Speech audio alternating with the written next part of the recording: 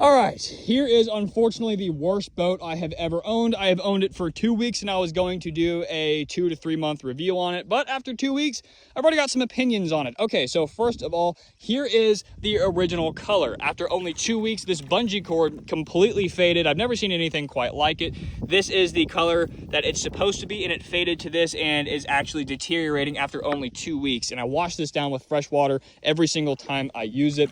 Moving back up into here, this little boat logo right here is full of air or water. Obviously some seal right here failed and let air up into this. This is just a quality issue. It is obviously not supposed to be like that.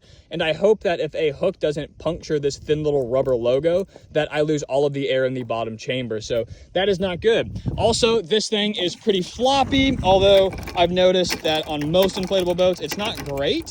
However, this is the worst example I've seen. And to make it worse, you can say, hey, you can screw these down to the floor. You actually can't. There is nothing to screw them into. It just slides out. There is nothing holding this entire grab bar down. It's not a huge deal, and I've been using this boat quite a bit, especially running with the Bixby around 7 miles an hour. And this is actually a phenomenal product. You can find with the link in the description. And I haven't found much of an issue with that. Okay, fine.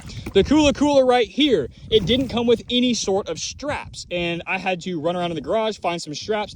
And even then, it is extremely unsecured. Not too bad when you're going 7, but when I put my 5 horsepower gas going around 12 to 15 mile an hour, this gets really sketchy really fast. And they also sell this boat with a 6 horsepower. If you want to know how much this boat costs without the 6 horsepower, you're going to pay about $3,000 for the boat, the seat cooler, and the grab bar. $3 grand for this.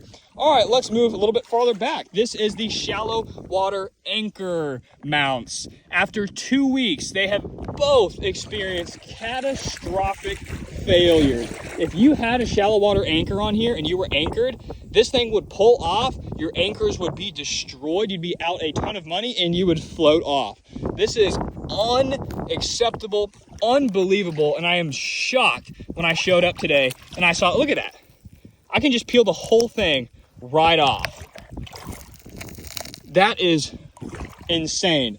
For one of the most expensive inflatable boats on the market, I have immediately pointed out 1, 2, 3, 4, 5 flaws after 2 weeks of ownership. Boat Rover, folks.